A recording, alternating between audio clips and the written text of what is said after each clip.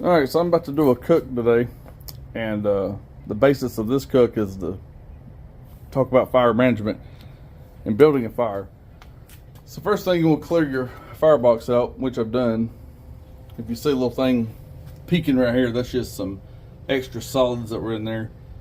Basically just lump charcoal. I use those as to help with the starter. What you gotta have, obviously you gotta have some fuel. You can use splits, blocks of wood, chunks, whatever. To establish a bed of charcoal, I'll use some lump charcoal here. You want that as a bed of coals. And then to help with the start, use the tumbleweeds, paper, whatever. I generally use a little bit of brown paper like this. And I spray it with a little bit of this cheap oil here. And you can light it with a match, you can light it with a cigarette lighter, it don't matter. I recommend a torch. This isn't one of the real expensive ones. You can get this thing on Amazon for like, I think I paid $27, $28 for it. And I would recommend a small leaf blower. This is not, it's the battery powered, it's not some big powerful thing. It's got a little selector switch there, and it's, you can see here, I've got to turn it down so you can turn it up. But the switch on this, so here we can see, the switch over here is variable pressure, and that's all you'll ever need. And the reason for the leaf blower, I'll show you in a minute once we get the grate put back in there, which I've got sitting over there. We'll get some lump charcoal on here and some paper under the grate and get ready to get it lit. So the first thing I did, I put my grate in there, which is just an old fireplace grate I bought. Put my paper in, sprayed it with a little bit of cheap cooking oil. Some people might say that's unnecessary. To me, I find it works better. Kind of helps that paper burn just a little bit longer, a little bit hotter.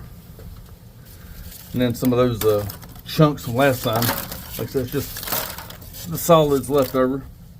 Just lump charcoal is all it is. Give it the ash. It's windy out here, and it's about 36 degrees, so it's pretty awesome. It's gonna be a good day to cook and talk about temperatures. So we'll put some lump charcoal on top of that, a couple tumbleweeds in that, and get it lit. And that wind is not a good thing, but it is what it is. You can work through it. And I will say, when you cook with an offset, you can cook in the wintertime. That's no big deal.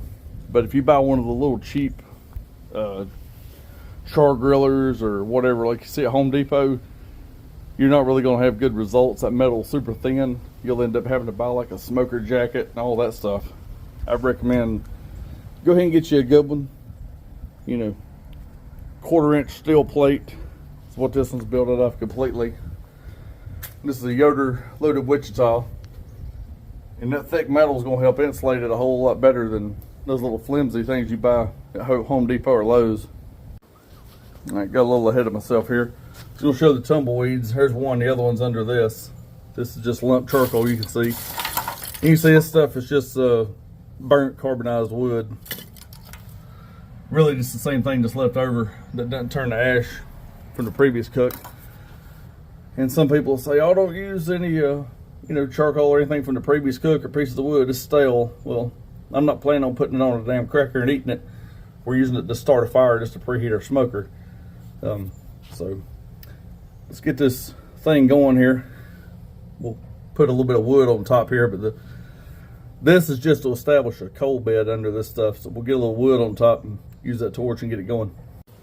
Now for kindling, if you're making a campfire, or if you're like me, you have a lot of trees in your yard, you can use sticks or whatever, just something to get it going. But the guy I get my wood from, he has stuff where he splits his logs. He'll kind of bundle that stuff up. I'll show you here. He has these bundles, and that's excellent stuff used for kindling. I got 3 bags from him just yesterday.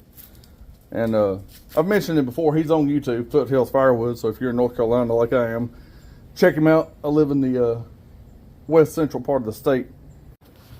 And when you're building your fire, you know, you want to allow some airflow. I'm going to stick the torch just under here, but you can see I'm not stacking that stuff in a way where it's just going to smother it out.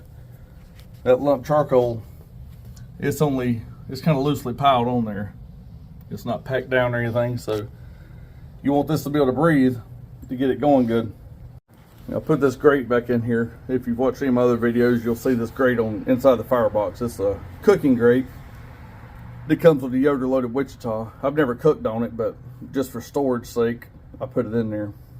So, like I said, you'll see it in there, but I don't put wood or anything on top of it.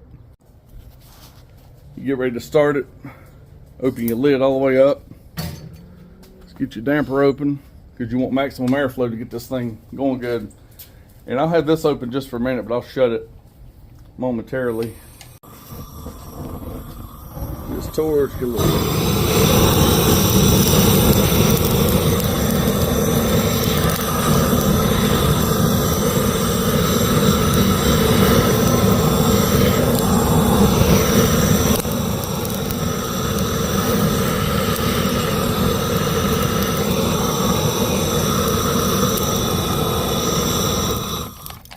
That paper and stuff right there, you don't even have to use it that long.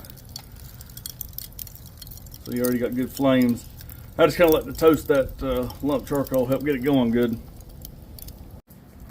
Now the leaf blower, if you're wondering about it, if you live like I do, I kind of live in town here, so I got smoke everywhere. You don't want all this smoke, rolling out. So you want to get these flames going as quick as you can, so just light breeze, not a whole lot. You see that stuff burning, getting it good and hot in there.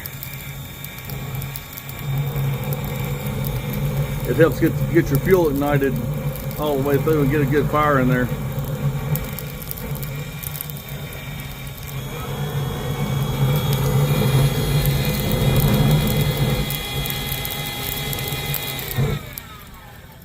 Now you don't have to use that, but you're just gonna spend a lot more time out here waiting on all this stuff to catch and get preheated so you can start cooking. And you'll get some smoke. See, it hadn't even been about a minute or so and the smoke's already starting to thin out from what it was. Now I'll take some smaller pieces of this, start adding it in here a little bit, because you want to get a suitable bed of coals before you start putting any big splits in there. I'll talk a bit about smoke also, clean smoke, dirty smoke. I'll show you, get up here where the sun hits us just right. That smoke it's not horrible, but it's a little dirtier than what you want. But look, if you were to close this off, let's kind of stifle the fire just for a second. A little counterproductive for what I'm trying to do, but to demonstrate what dirty smoke looks like, put this and kind of, let's choke the fire down a little bit.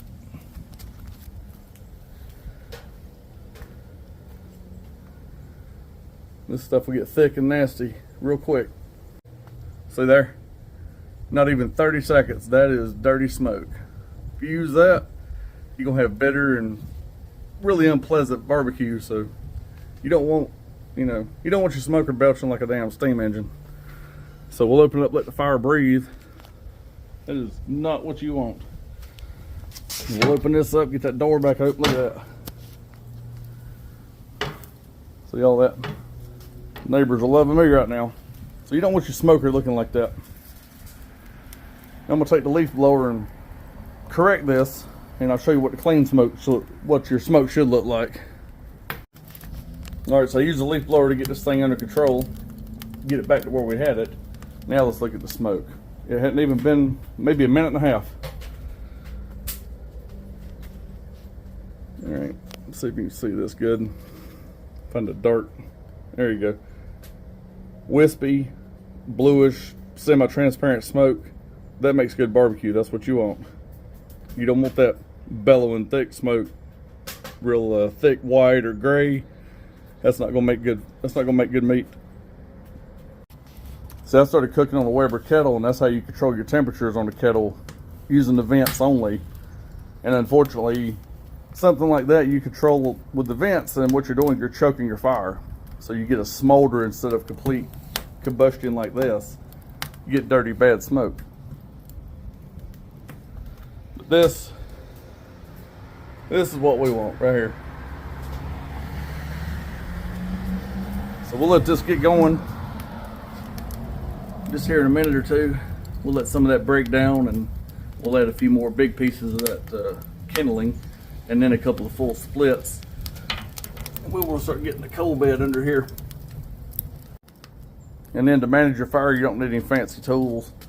I just use a simple shovel, and I bought this little cheap fireplace poker for about $12 on Amazon, just to kind of move things around in there. That's all you need.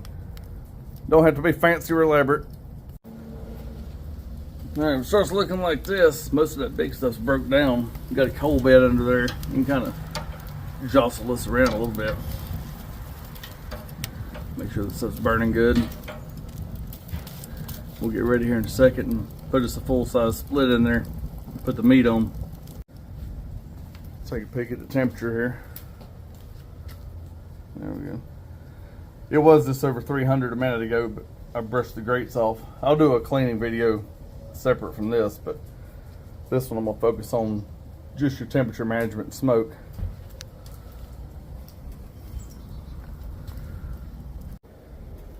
And as I said, you can use anything. You can use big chunks like this, full-size splits.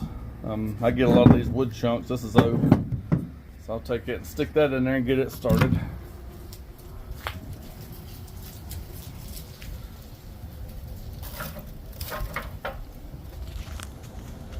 Give that a second. I'll take that shovel and adjust it as needed.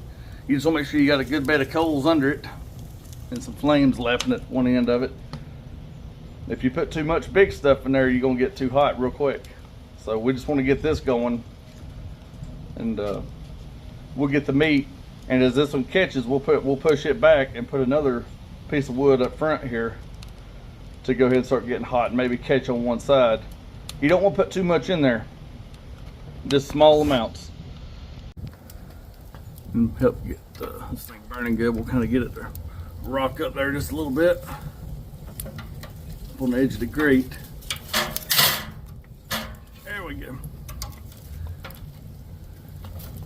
You don't want it sitting flat on anything. That's why you use a grate. You put it flat on the coals, you could cause the bottom to smolder a little bit. And that sun is kind of behind the smoker, so I apologize for this glare. Try not to stick my camera in the fire.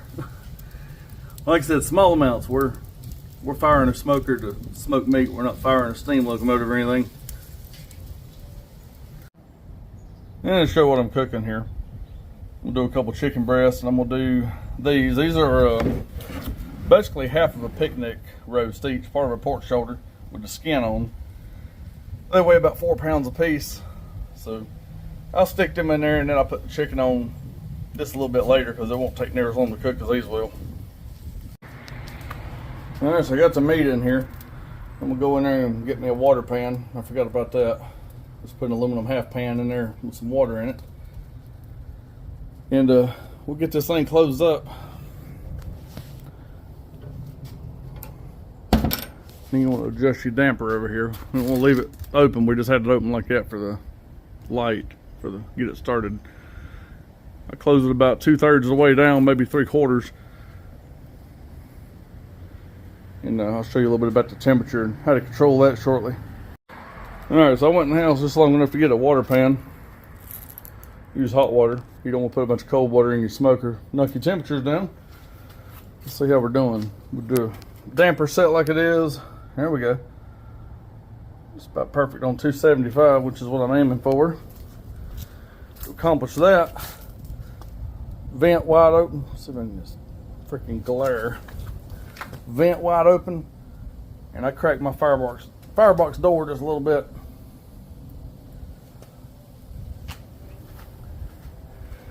And the damper's just like I left it set a minute ago. And you can see here, got that good smoke, semi-transparent, got a bluish color to it, good clean smoke. And so I am not a fan at all of the sun in the wintertime. It's in the south, it glares off everything. But anyway, water pan's in there. Temperature is recovering really quickly. It's almost back to 275. I had the lid open for maybe 30 seconds to put that in there, and it's been shut for about 1.5 minutes. So that's where your 1/4 inch steel plate helps. It retains a whole lot of heat.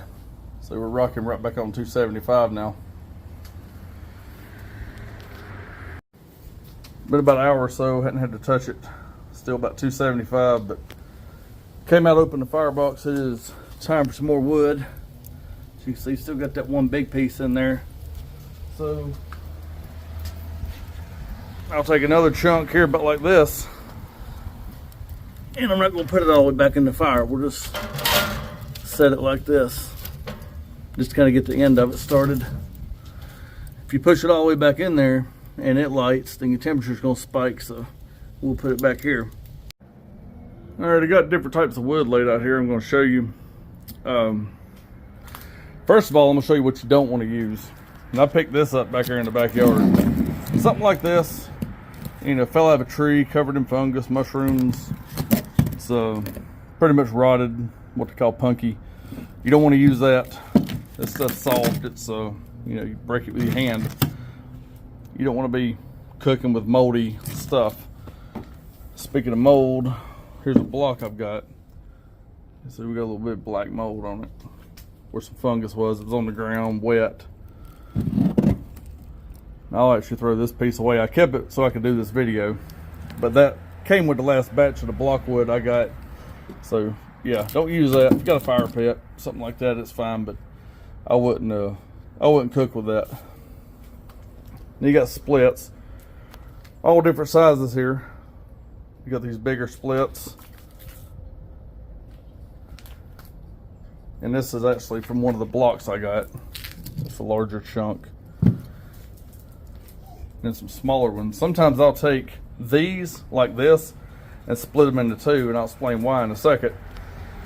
And then if you got access to something like I do, you get, you know, big blocks of wood. That's oak. So you got that. You get large wood chunks, small wood chunks.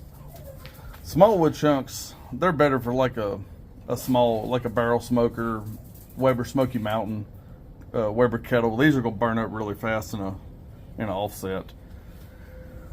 Chunks like this will be fine in an offset. You're just going to end up managing your fire a lot more if you put things like that in there. Okay, talk about sizes here. Most places you're going to get splits like this. When I get them from my wood guy, actually where I got these two, this is what you'll get. Now, if your fire is getting low, but you've got a good bed of coals in there, then you know you can put one of these in and be fine.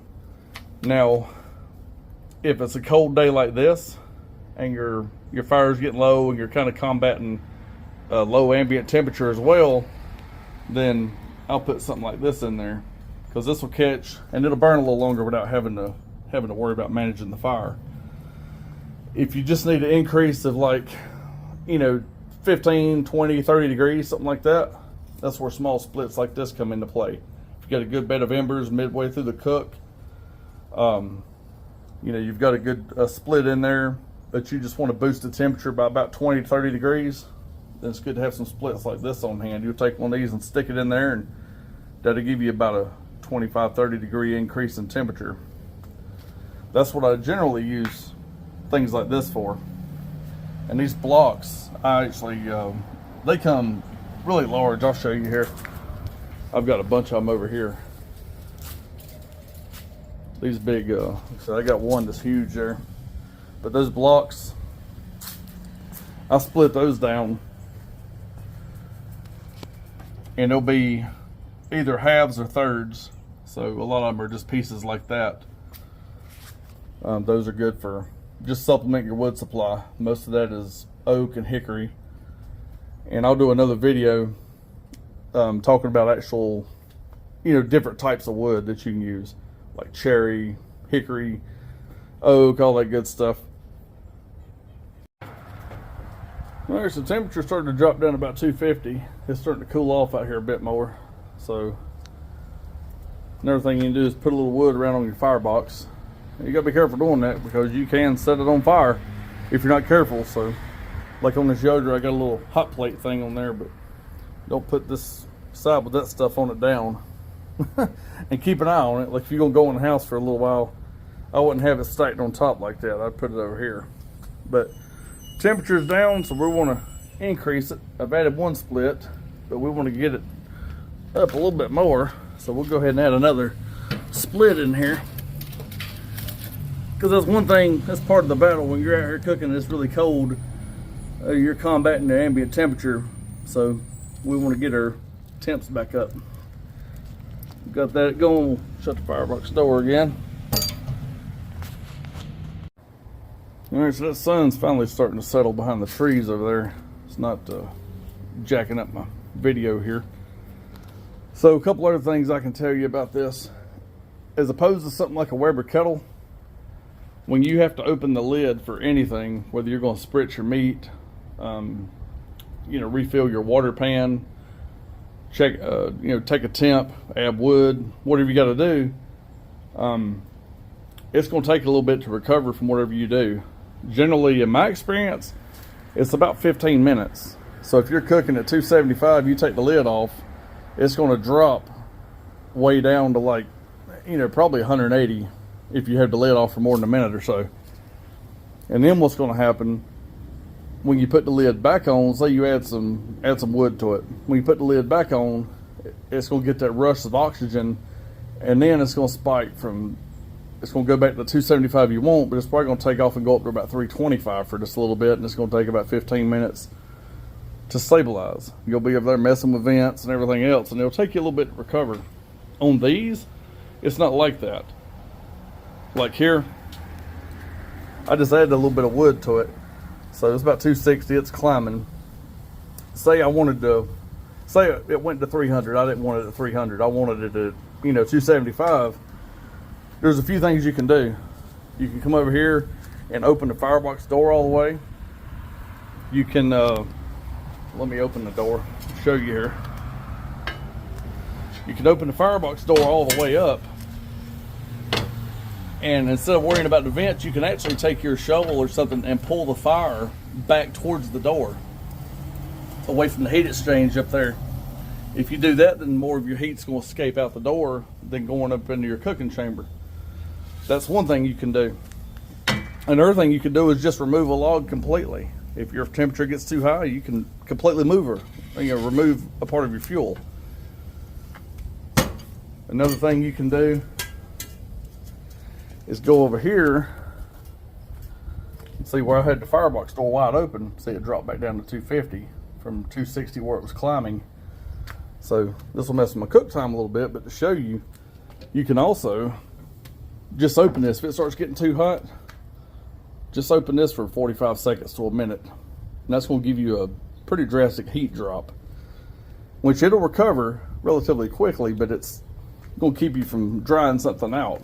You're choking it down in a kettle and you've got the temperature running too hot for 15, 20 minutes and you're late in the cook, you could dry it out. So we'll close this. And there we go. See, it went down to 200. But it won't take it long and it'll recover back to around 260, 275 because of the metal, the thickness, and I've got plenty of fuel in there going. In fact, you can see it's already climbing. So the response time is a lot quicker on an offset, especially a quality offset, as opposed to like a kettle when you open it up. Lastly, you can use your damper. If you have it like this, the temperature will be a little bit lower. If you crack it open more, then you're increasing the airflow and your temperature rises. But you don't really want to do that, because if you go open your damper all the way wide open, what you're doing is you're going to get this super hot draft that's just blowing over your meat. It's going to spike the temperature, it's going to get hot and potentially dry your meat out on the surface. So you don't want that. I would recommend control your temperature on the firebox end. Leave your damper set like this. This will give you good smoke flavor, and it's just less you have to mess with. I don't like to mess with the airflow a whole lot in here for consistent results. See, this is still going up. So to control your temperature, like I said, do it from the firebox end. Use your shovel or whatever, adjust the fuel, adjust the, open the door, whatever you got to do. You can rake the fire from over here back towards the door If you need the heat to go back up, you can push it back. It's just a lot of things you can do. Or lastly, you can even open this firebox door. I don't ever do that, but I mean, you can do it. I mean, there's no need in that, but those little cheap ones I see at the big box stores, I've seen a couple of them that I don't even think they have a side door on. You have to open the top to load fuel into it. They'll just have a vent on the side. I wouldn't have one of those personally, but to each his own. You know, if you're just starting off, you may have to start with a cheaper one. You know, $300, $400, $500. But I would highly recommend to go ahead and, if you want to get an offset, get a good one. Spend the money once, cry once.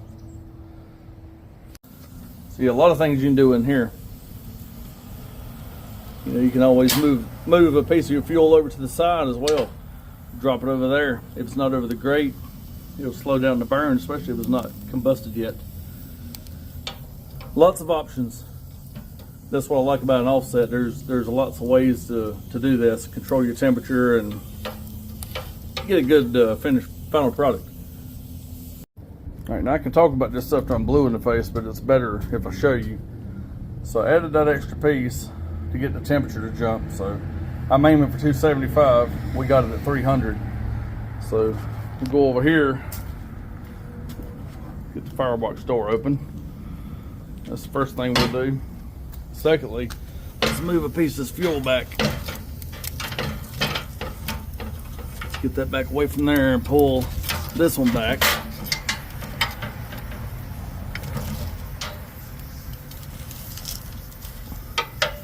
See, I'm not taking it all the way out, I'm just pulling it back to the door. Let's go see what happens here.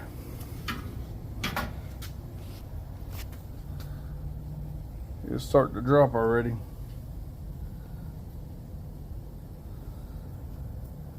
See, it was on 300.